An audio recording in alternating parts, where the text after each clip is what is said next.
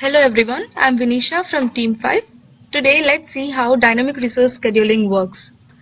Dynamic resource scheduling is nothing but balancing the load across the vHosts. We have created a cluster naming T05CL. Let's edit the settings of the cluster. We can see that HA is turned on. Let's disable that and enable the DRS option.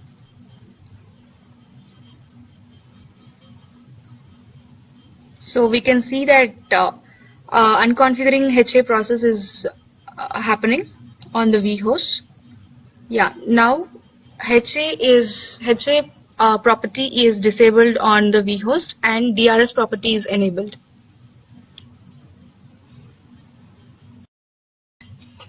Hi, this is Prabhu from Team 5, and we have already created 3 vHosts.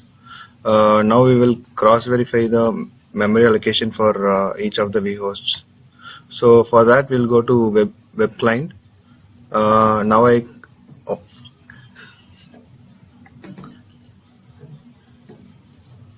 So here you can see the memory size is 2 GB, and for the second host it is 2 GB, and for third host it is 4 GB. Yeah, thank you. Hi, I am Kavya. So let's check our VMs. So we have already 5 VMs in our cluster. So let's check the hosts under which those virtual machines are located. So this one is located in 173. This one is under 173, and VM01 is under 172.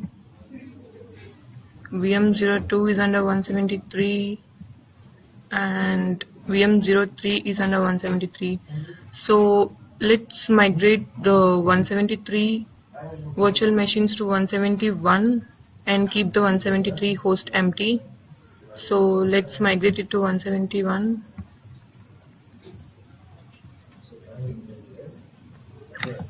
Right click and migrate.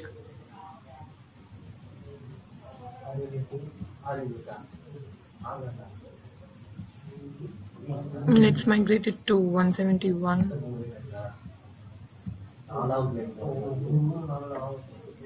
So it's in progress. It's done. So let's migrate this to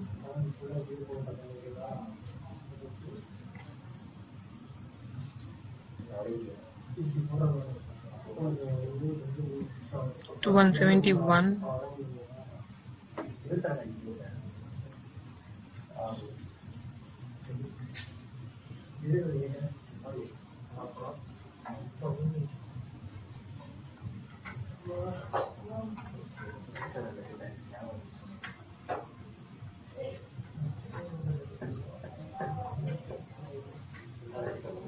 Yeah, it's done, and this is under 172.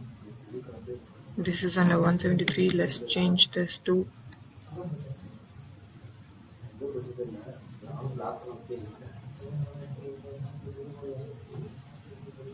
we'll migrate it to 172.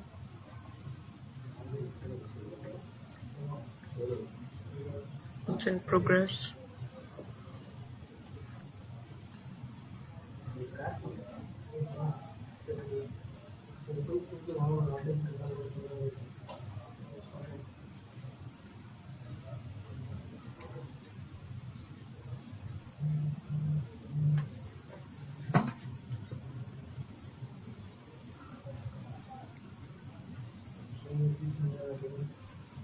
Let's do the same for this VM.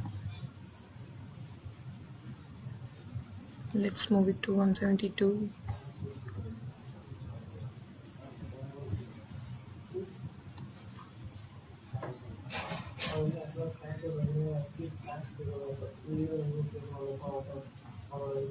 So now we have no available virtual machines under 173. Now my teammate Avinash will continue. Hi, this is Avinash from Team 5. Now let's see how to configure the dynamic resource scheduling in our cluster. Just click on our cluster and you can see a tab DRS. Now we can see the migration automation level is fully automated. That is, the vCenter itself take care of migrating the virtual machines if it is heavily loaded.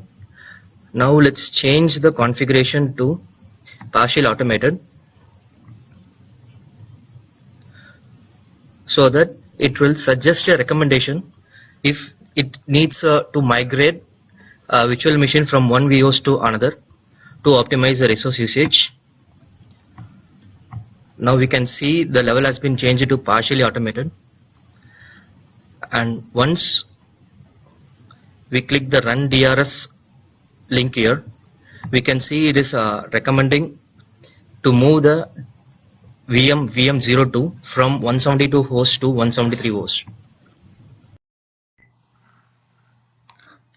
Hi all, this is Nishant from Team 5. So as my friend Avinash had left off from here, we can see that there are currently some recommendations provided by the DRS based on how much load has been distributed across various nodes, various hosts.